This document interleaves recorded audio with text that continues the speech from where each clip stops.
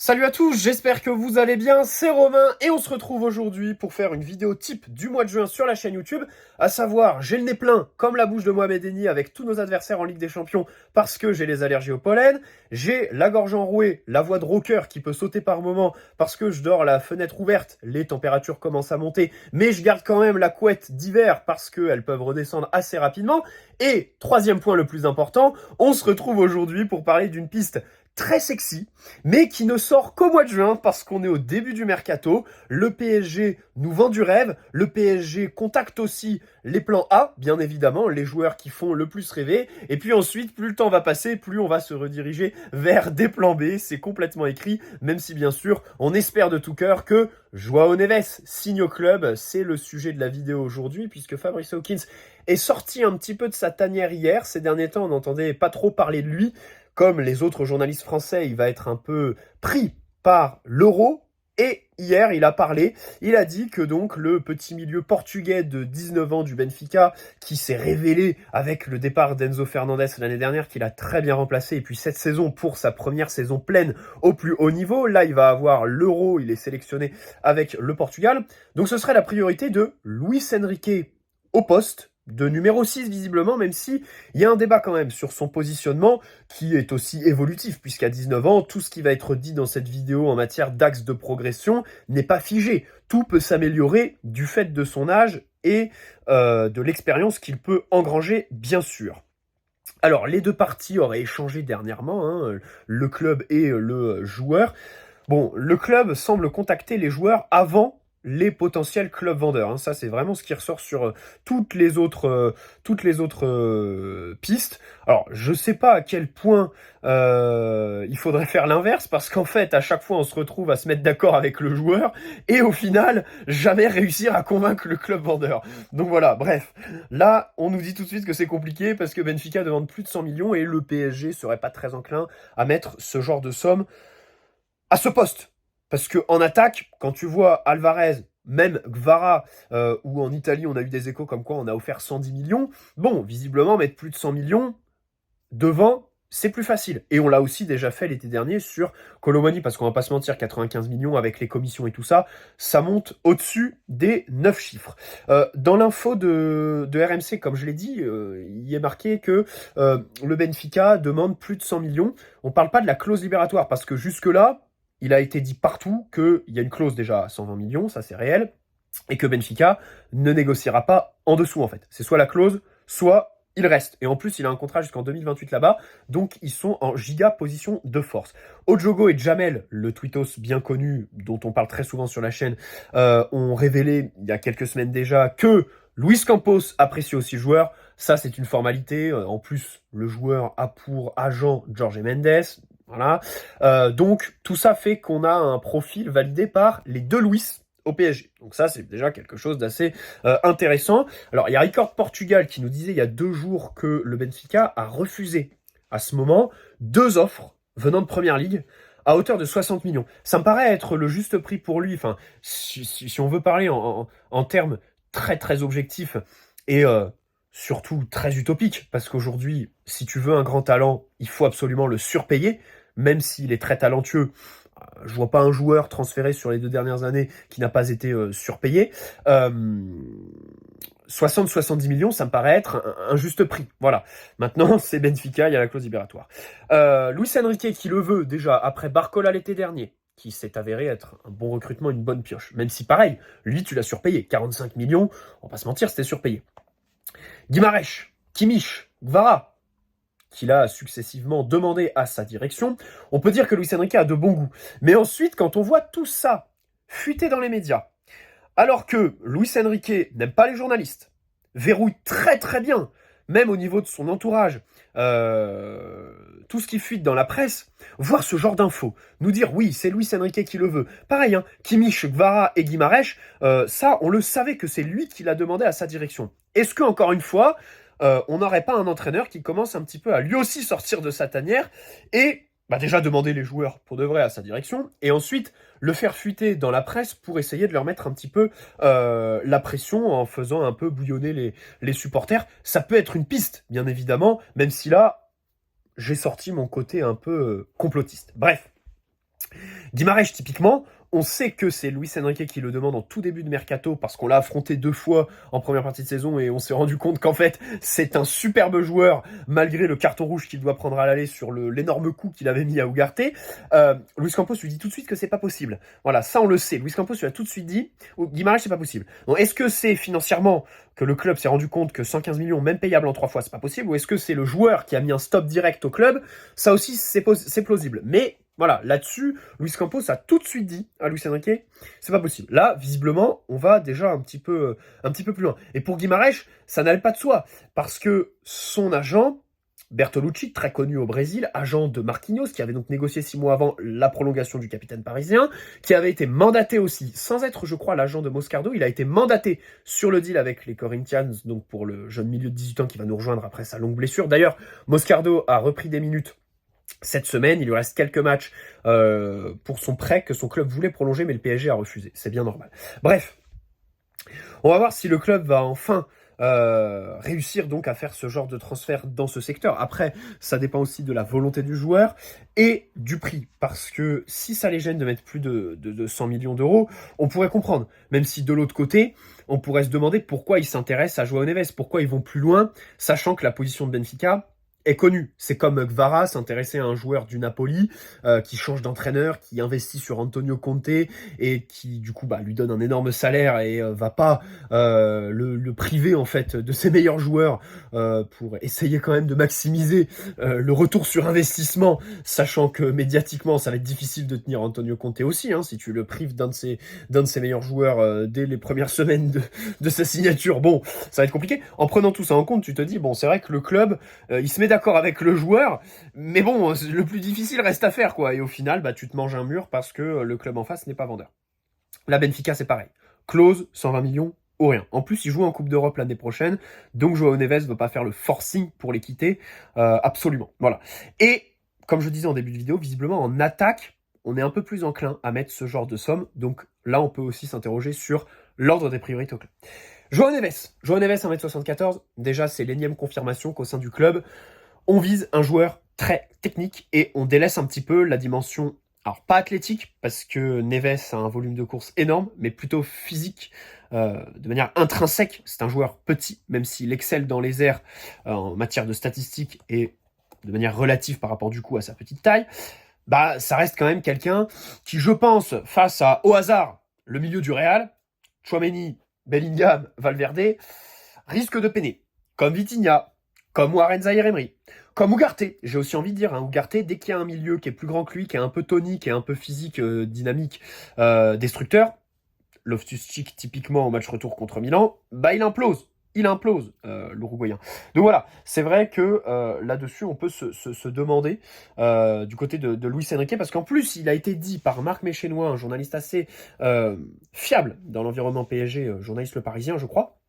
Il nous avait dit qu'en fait, Luis Enrique privilégie un numéro 6. Un numéro 6, déjà, c'est une première info par rapport à un poste quand même où tu as investi 80 millions sur l'année écoulée, sur Ugarte et Moscardo. Donc encore investir là-dessus, sachant qu'il y a aussi Vitinha qui s'y est révélé.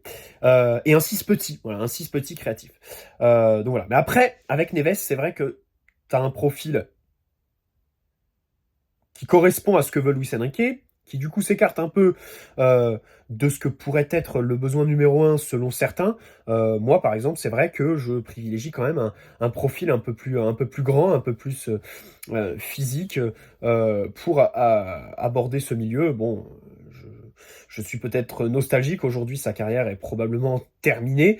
Mais Paul Pogba, c'est l'exemple parfait pour avoir grandi avec lui, pour avoir eu la Coupe du Monde 2018 avec lui, c'est quelqu'un qui va ressortir dans cette vidéo, tu vois, parce que c'est vraiment le profil parfait du joueur grand, box-to-box, techniquement absolument incroyable, capable de prendre les clés d'un milieu de terrain. Bon, je pense que le Pogba de l'équipe de France, c'est vraiment l'exemple de ce genre de milieu, mais c'est aussi l'exemple d'un joueur qui, sur un transfert à 100 millions d'euros, n'a pas su répondre aux attentes. Tout simplement, son transfert à United en 2016, qui à l'époque était le transfert le plus cher de l'histoire. Bref.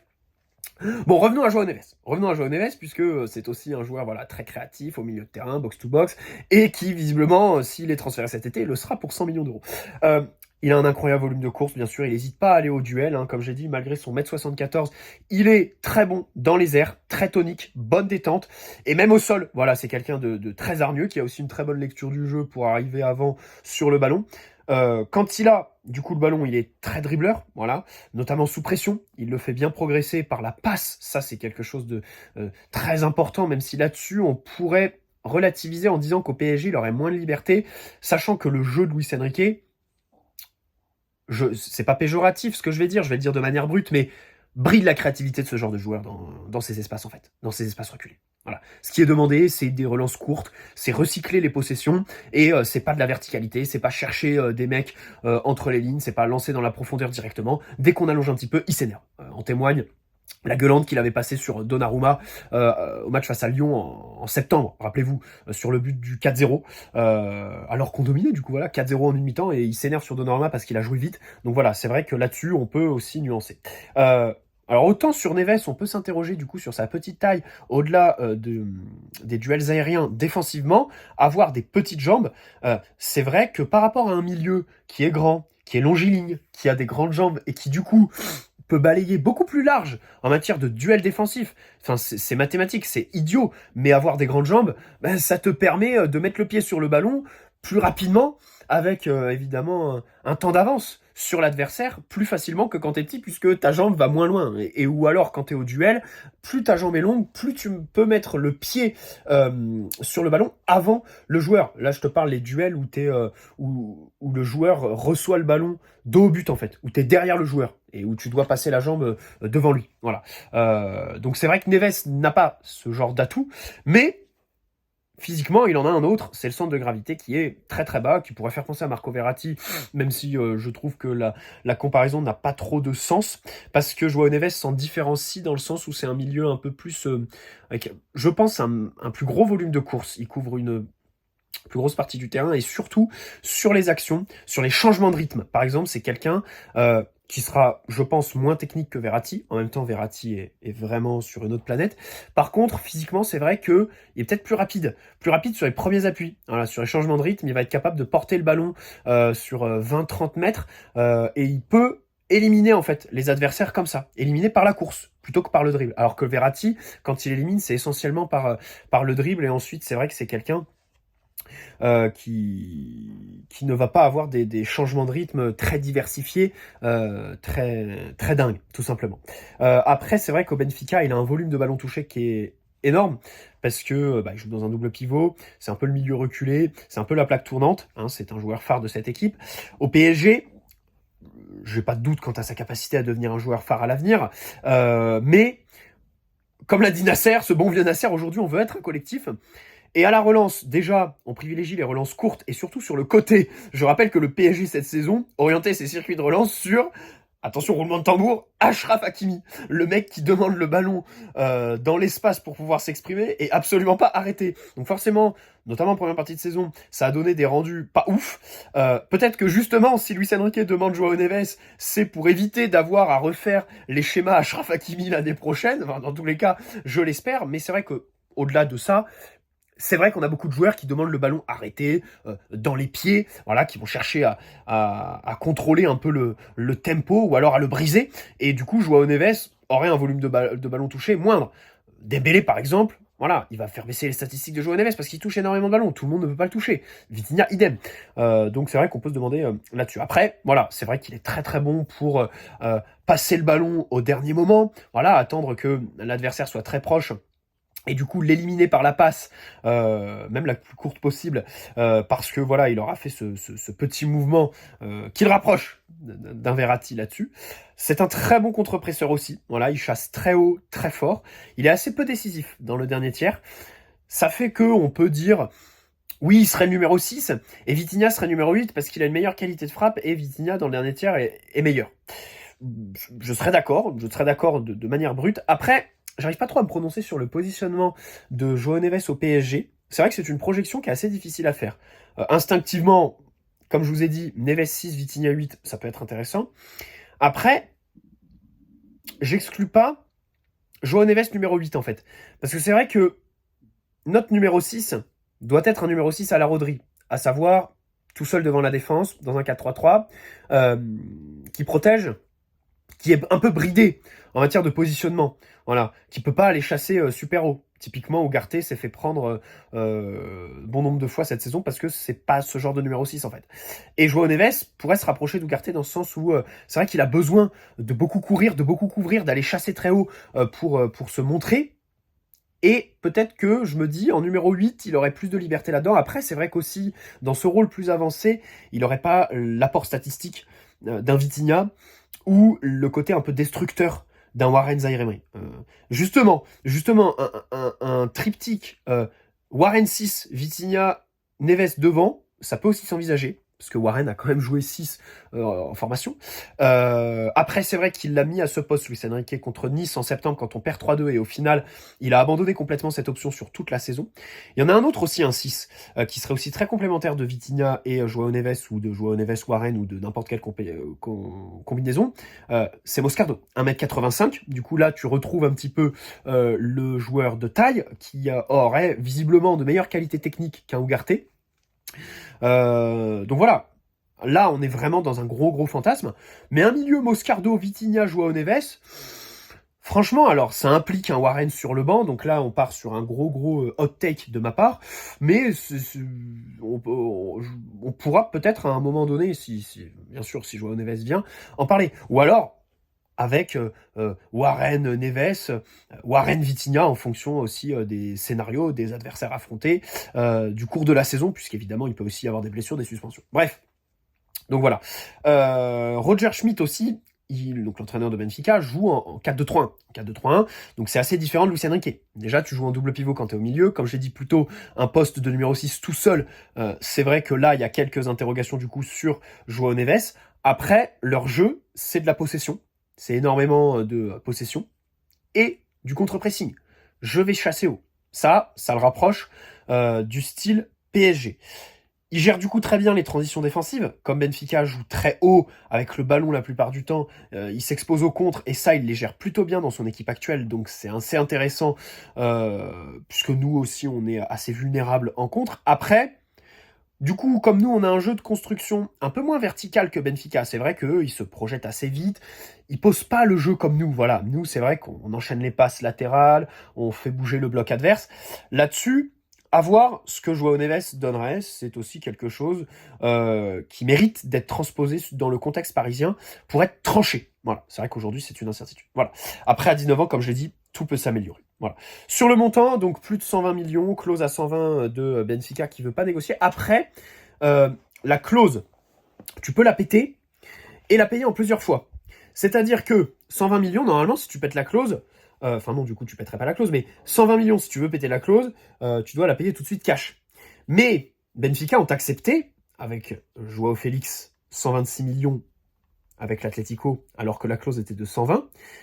Enzo Fernandez, 129 je crois, plutôt que 120, pour un transfert, du coup avec quelques millions en plus que la clause libératoire, mais du coup payé en plusieurs fois, avec tout le délire d'amortissement qui entre en jeu. Donc voilà, si tu dis je propose 125 millions plutôt que 120 et vous acceptez que je vous paye en plusieurs fois et que moi de mon côté j'étale l'amortissement sur le contrat de 5 ans que je vais lui donner, pas de problème. Chelsea, ils avaient fait ça, ils ont dit plutôt que la clause de 120 millions, c'est pour ça que ça avait traîné jusqu'au 31 janvier je crois, mercato hivernal l'année dernière, c'est parce que Benfica voulait justement la clause, et au final ils ont flanché. Chelsea, je crois qu'ils le prennent à 125 ou 129 millions, et ils étalent après sur le contrat de 8 ans et demi qu'ils lui avaient donné, quoi. Enfin, contrat ou plutôt peine de prison, bien évidemment. Tellement c'est long. Bref. Donc voilà, ça peut être une possibilité. Après, on peut s'interroger sur le montant. Bien sûr que ce serait surpayé que de prendre Neves à 120 millions. Après, les transferts à 120 millions du côté de Benfica, c'est vrai que ça n'a pas toujours donné satisfaction. Hein. João Félix à l'Atlético, Enzo, comme je l'ai dit, à Chelsea. Plus généralement, c'est vrai que les transferts à plus de 100 millions, c'est assez équilibré entre les réussites et les joueurs qui n'ont pas réussi à répondre aux attentes. Hein. On peut prendre l'exemple de Coutinho, Dembélé au Barça, Pogba à Manchester United, j'en parlais il y a 5 minutes, Hazard au Real typiquement. Voilà, ça c'est un exemple parfait parce qu'ils mettent 120 millions d'euros sur lui pour remplacer Cristiano Ronaldo, et au final c'est flop total, et c'est le Real Madrid. Le Real Madrid que je vante très souvent dans mes vidéos pour modèle de gestion. Là tiens, on peut contrebalancer. Après aujourd'hui, il faut se rendre à l'évidence. À ce poste, ce sont les prix qui sont pratiqués avec les meilleurs joueurs. Bellingham, le même Real, voilà. Ils mettent 115 millions sans broncher. Et d'ailleurs, je crois que c'est plus. Je crois que ça peut monter à 130 avec les bonus. Caicedo l'année dernière, pour rester à Chelsea, Enzo Fernandez. Declan Rice à Arsenal. On va voir Bruno Guimaraes, pardon. Si un club anglais pète sa clause, bah du coup ça rajouterait un gros transfert dans ce rayon. Donc voilà, c'est vrai que si tu veux enfin avoir un gros recrutement à ce poste, ça passe par un gros montant. Même si on a aussi prouvé l'inverse sur certains de nos joueurs. Vitinha, 40 millions, qui aujourd'hui a pris une dimension Ligue des Champions sur la saison écoulée. Warren, le centre de formation. Mais aussi des gros transferts très chers où tu t'es bien planté, comme Icardi. Colomani, je le mets pas au rayon des plantages, même si bon, ça l'est quand même à moitié. Après, sur João Neves, ce qui est intéressant, c'est aussi le salaire. C'est le salaire parce que, évidemment, aujourd'hui, il a un très bas salaire. On sait que c'est ce qui fait la différence pour un club comme le PSG, parce que on a 800 millions de chiffre d'affaires. Donc en fait, le fair play financier, ils peuvent pas nous attaquer sur ce qu'on balance sur le mercato, voilà, sur les indemnités de transfert en fait. Pour nous, ça nous intéresse pas. Pour les autres clubs, c'est important. Pour le PSG, pas vraiment parce que voilà, on a des rentrées d'argent telles que c'est bon. Par contre, le fait que la masse salariale ne doive pas excéder un certain pourcentage de tout l'argent qu'on sort, là ça nous gêne. Et surtout, c'est graduel jusqu'en 2026. Où là, ça va être très très restrictif. J'ai plus les chiffres en tête, mais c'est un certain pourcentage du coup de ce que tu dépenses, et c'est vraiment, enfin de ce que tu rentres. Mais c'est incroyable, c'est très très restrictif. Donc là-dessus, c'est vrai que c'est une différence avec un Guimaraes par exemple, qui a prolongé à l'automne dernier à Newcastle pour 10 millions de salaire par an. 10 millions, donc s'il signe au PSG, déjà pour nous, ça fait un giga salaire. Alors que João Neves, je pense que tu peux le signer à 5-6 millions par an. Et puis pour le joueur aussi, pour Guimaraes en fait. Passer Newcastle 10 millions au PSG, à moins que tu lui donnes 20 millions, en matière de salaire, bah en fait, quand tu touches 10 millions, c'est vrai que t'as pas, enfin, tu vas pas augmenter significativement ton salaire. Tu vois ce que je veux dire? En venant au PSG. Et puis surtout, Arsenal, City, les autres prétendants, en fait, proposent sensiblement les mêmes salaires. Donc là-dessus, on a peu de marge de manœuvre sur Bruno Guimaraes. Parce qu'il touche déjà 10 millions. Alors que João Neves est plus jeune et tout ça. En plus, il aurait négocié avec Benfica une prolongation de contrat. Il lui aurait proposé 1 million annuel de salaire. Et ça lui aurait pas plu. Donc ça fait que peut-être il pourrait forcer un salaire si tu lui proposes 4 ou 5 fois plus. Ce qui est déjà très bien pour lui. Et pour le club, une belle opération. Enfin voilà, si tu le signes à 5 ou 6 millions, même en net, c'est quand même assez intéressant. Surtout que 19 ans par rapport à Guimaraes, 27 ans. Voilà, Guimaraes, 27 ans, 115 millions, transfert, enfin salaire à 15 millions, c'est difficile ensuite de le revendre. Enfin, concrètement, t'as que les top clubs qui pourraient être intéressés. Et t'as un joueur qui est un peu plus vieux. João Neves, 19 ans, 5 millions. Là, derrière, c'est quand même plus facile de s'en débarrasser. Enfin, s'en débarrasser. Je dis pas que ça va être un futur flop, mais si tu veux le revendre, par exemple. Donc voilà. Après, c'est un joueur de Jorge Mendes. Et ça, c'est à prendre en compte. Enfin, pas pour les délires, mafia, Jorge Mendes et tout ça. Enfin, peut-être que si, parce que on a tellement été habitué à prendre le bas du catalogue que là, on a une occasion de prendre le très haut du chapeau. Et si on le fait pas, on pourrait s'interroger sur ce que veut faire Jorge Mendes de ce club, et Luis Campos au passage. Mais la réalité, c'est que déjà au PSG, Ugarte, Vitinha et Zaïre Emery sont déjà chez Jorge Mendes. Si on rajoute João Neves, ça ferait quand même beaucoup au même poste. Je suis pas sûr que Mendes accepterait d'avoir autant de joueurs au même poste. Je crois que c'est un agent qui fait en sorte de ne pas avoir 2 joueurs au même poste, pour pas qu'ils soient en concurrence, en fait, dans le même club. Donc, là-dessus, ça peut peut-être coincer. Peut-être que aussi, par exemple, un transfert de Désiré Doué, il le prendrait mal. C'est ce qui était un peu sorti sur les réseaux sociaux de sources pas très très fiables. C'est vrai, je vous l'accorde, mais ça peut être plausible aussi, tu vois ce que je veux dire. Et c'est aussi un poste où, même de manière brute, en fait, on a énormément de joueurs sous contrat. Comme je l'ai dit, on a Moscardo et Ugarte au poste de numéro 6, donc on recruterait encore à ce poste. Endur, Renato Sanchez qui vont revenir de près, Asensio et Lee qui sont considérés comme des relayeurs par Luis Enrique, et je pense à raison, on peut pas les envisager comme ailiers. Donc faudrait aussi dégraisser, c'est aussi une vraie question. Même si à ce poste-là, il y a quand même une bonne nouvelle pour terminer la vidéo, c'est Carlos Soler. C'est Carlos Soler qui intéresse depuis un mois la Real Sociedad, et il y aurait des négociations qui se poursuivent pour un transfert qui ne dépasserait pas les 15 millions. Du moins, c'est le souhait du club basque. moi 15 millions, je signe, même 12, même 10, ça dégage, ça dégage. Donc vraiment, voilà, ça pourrait faire plaisir d'avoir un transfert définitif, ce serait complètement tombé du ciel, tombé du ciel. Et visiblement, alors, faut savoir que Carlos Soler est venu au PSG, selon Romain Molina, c'est un dossier pris en charge par Nasser El Khelaifi, parce que son pote Peter Lim, donc qui officie à Valence, était un peu dans la merde financièrement et du coup Nasser lui a dit bah, je vais te prendre Carlos et puis je vais te signer un chèque, ça va t'aider pour tes comptes, pour ta fin de mercato, pour équilibrer tes comptes parce que là t'as plus le temps, on est le 31 août, t'as plus le temps pour faire une opération, pour trouver un acheteur. Et visiblement, là, pour le refourguer dans un autre club du coup, parce qu'on s'est rendu compte que c'était une erreur, comme tous les transferts qui sont faits pour autre chose que du sport, que des raisons sportives, bah là, visiblement, en fait, le dirigeant de la Real Sociedad est un ami, ou du moins une connaissance de Nasser, puisqu'ils sont tous les deux à l'ECA. Voilà, l'ECA où Nasser officie. Donc voilà, ils s'entendraient bien, ils seraient assez proches et donc ça faciliterait les négociations. Donc ça c'est plutôt marrant de voir Nasser nous signer un boulet pour faire plaisir à ses potes et nous le sortir grâce à ses potes.